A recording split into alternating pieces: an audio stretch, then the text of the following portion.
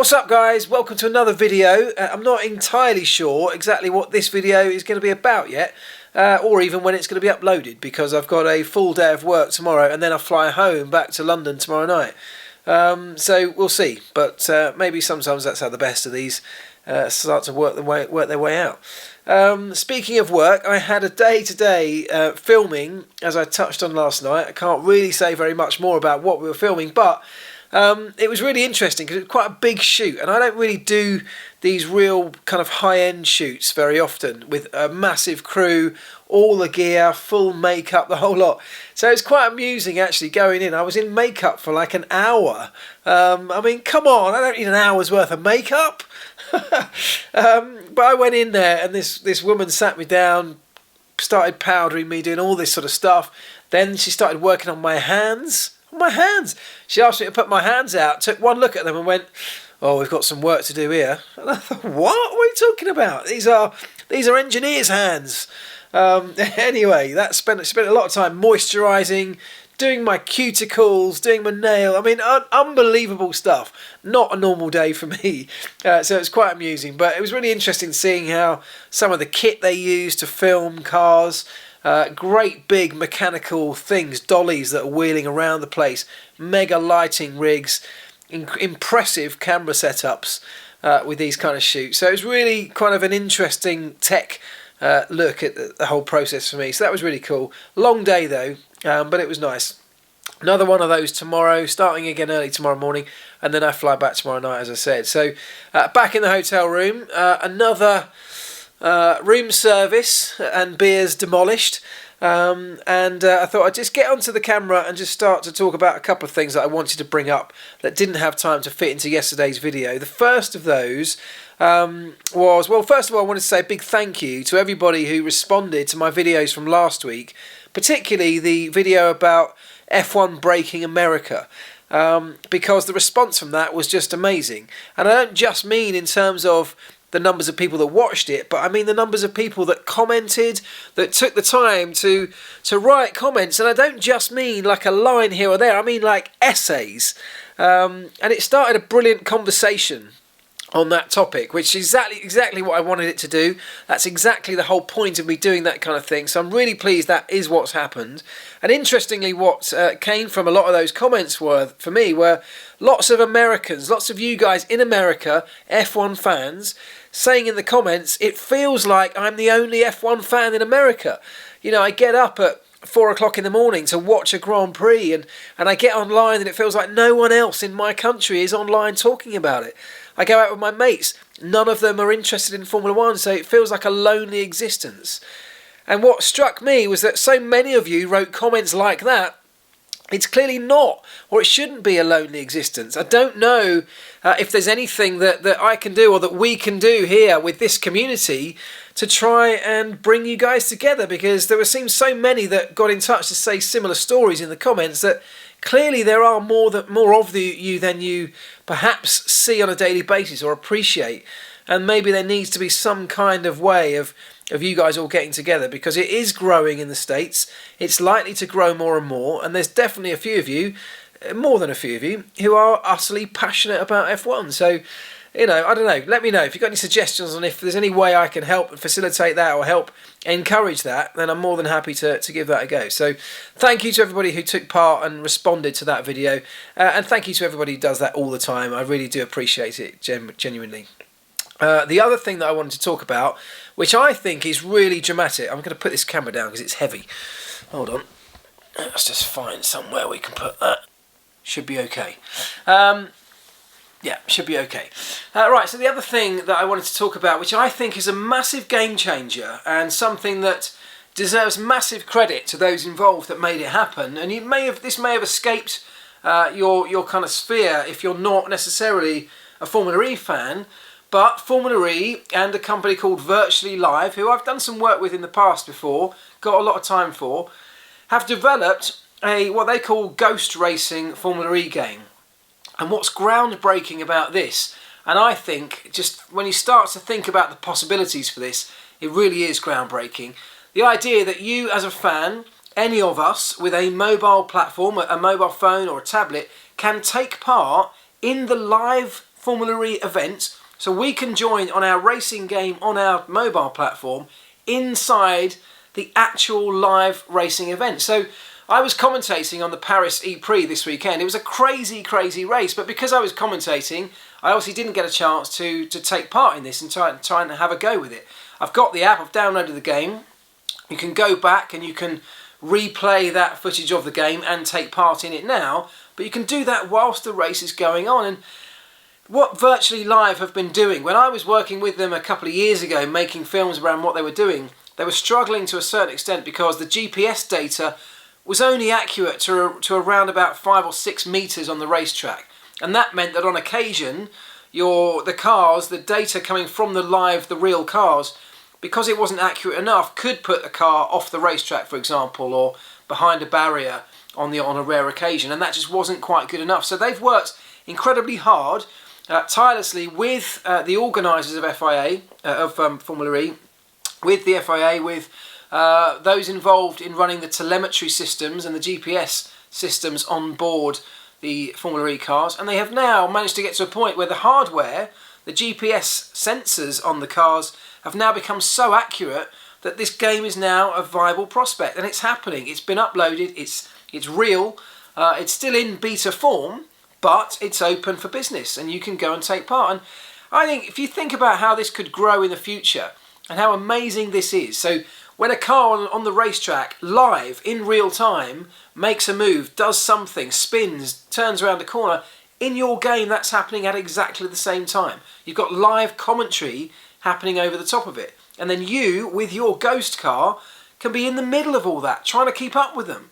And it's just brilliant. If you imagine how that could develop further, because when you start thinking about the growth of esports, sim racing, which, as I know and lots of you know, is a huge, huge industry, you start thinking about that level of gaming, and if you can start taking part in real live events on the same kind of platform, then that's just amazing. Then you start pitching the world's best esports competitors against the world's best racing drivers, for example. You know, in a sort of on the field, in the same field of play, at the same time, under the same virtual, albeit, conditions. I think that's got in tremendous possibilities. And I talk about being a game changer. I genuinely think this is something that is massively going to change the game, and I think Virtually Live and Formula E should be hugely celebrated for achieving this. This was something that Alejandro Agag stated when Formula E was launched, that this was what he was going to do. He's carried it forward, he's made it happen, he's pushed these guys, and Virtually Live have done played a huge part in this, but now it's happening and it is there for real. So I would like to hear from anybody out there if you did actually take part on Saturday in the Paris E-Prix. Did you get the Ghost Racing game, and did you take part in the live event? If you did, let me know. Good or bad experience. This is early days. It's going to develop way more than it is right now. But let me know what you thought. I'd love to know your thoughts on it. And I will definitely be checking it out in the very near future myself. Right. The other thing that I wanted to talk about today, because it cropped up today, is the idea that the FIA have put a tender out for standardised brake systems and wheel rims in Formula 1. And this already comes off the back of them putting that tender out for standardised gearboxes, if you remember, earlier on this year. So the question that I want to pose, I guess, to you guys, and let's discuss it a little bit now, is what do we think about standardising parts in F1? Now, I am, one of the most technically minded people when it comes to Formula 1. I love the technology. It's what I'm all about. So the idea of technical development is, for me, is what Formula 1 should be centred around. I love that side of things, the innovation side. But I also have this opinion, and this is a strong opinion that I hold here, and this again will be potentially controversial with some people. I still feel that Formula 1 should standardise quite a few of its parts and then focus lots of that energy, lots of that resource that we currently spend on all sorts of stuff into more relevant areas. So the idea of standardising wheel rims and gearbox cassettes, that kind of thing, that's fine for me, because they're not visual items. Well, the wheels are visual items. They're not massive performance differentiators. And I know that they are performance differentiators because everything on a Formula 1 car is, if you drill down deep enough.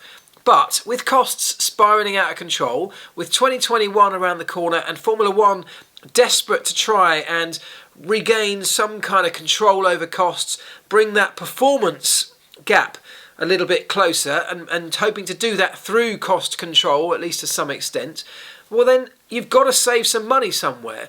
And so we can't just let the teams go crazy and develop whatever they want, because then you've got the situation where one, maybe two teams are able to do that and the rest disappear off into oblivion. So I kind of like the idea that we're thinking about standardising some parts. And you might remember that I said something on a video last year that, I mean, lots of you came back to me and said, that's ridiculous, Elvis, what the hell are you talking about? This is Formula One. Because what I said was, what about standardising aero across all cars? Now I can almost hear you all now going, no, Elvis, what are you talking about? But hear me out. Standardising aero for me ticks a lot of boxes, and I know that there's a good argument on both sides of this, but listen to this. You standardise aero, first of all you save possibly the biggest chunk of everybody's budget over the course of a season, which is spent on aero development. Millions and millions and millions spent on developing little flick-ups and flaps and tweaks here and there, which do bring performance, but in all honesty, when you look at a lineup of Formula One cars on the grid, other than their liveries, unless you have a technically trained mind, they all look the same. They all look almost the same. Their silhouettes are very, very similar. So, to fans who we're trying to get to engage with Formula One, they can't tell. If you took all the paintwork off and all the stickers off a Formula One car, they can't tell which one's which, most people. I'd struggle. So, for me, there's that side of it. It's we're spending a huge amount of money on something that, for me, doesn't offer a huge amount of entertainment factor. It doesn't offer something that's that visual for fans to be able to grasp hold of and say, oh yeah, they spent 100 million on that. I can see why. They can't, because it's this black art of aerodynamics. And this might sound kind of contradictory, because I spend half my time trying to decipher the aerodynamics on a Formula One car, and I really enjoy that process. But looking at the bigger picture, if we can control aerodynamics and therefore cut all that cost, we can put that spending into other areas, like things like software that could be developed, AI systems that could be developed for the wider world that could benefit other industries and other people, us, in our wider world, in our wider lives. We could develop things like new materials that we could all benefit from. All sorts of other technologies. We could do things like active suspensions again, things that could be beneficial to the road car industry, let's say. We could develop further the hybrid and the battery technology. The whole world is waiting for someone to have a massive breakthrough on batteries. Well, why not let Formula One be that industry that does that? And in doing all of those things, by controlling the aero, we build an aero model around a Formula One car that allows all of the cars to follow each other closely and therefore get great racing. So we kill that bird with the same stone as well. So look, I know it won't be a popular opinion across the board, but I want to leave it with you, together with the idea of standardising wheel rims, standardising brakes, standardising gearboxes. They're talking about standardising pit equipment, all sorts of other things, fire extinguishers on board the car. This all makes perfect sense to me. These are items that people spend their own money on developing and yet do not offer any kind of performance advantage. Just realised that's totally out of focus again. Sorry, my focus on my camera playing up all over the place. I will at some point spend some time getting to know it a bit better and get to grips with it. So apologies, I know that's really annoying. I hate it if I watch a video and it's out of focus. I haven't got time to redo it, so you're going to get stuck with it now, so feel free to leave if you want, but that's how it is. Anyway, I talked about where on earth this video might end up going. Well, that's where it's gone. It's done. So I'll try and get this uploaded before I head home, and you'll see it hopefully tomorrow evening. That'll be Tuesday evening. Anyway, loads for you to get involved and let me know your opinions on. I'd love to hear them all, please. I don't care if they're all positive. They don't have to be, but just let me know what you think. Right, cheers, guys. I'll speak to you soon. Ta-da.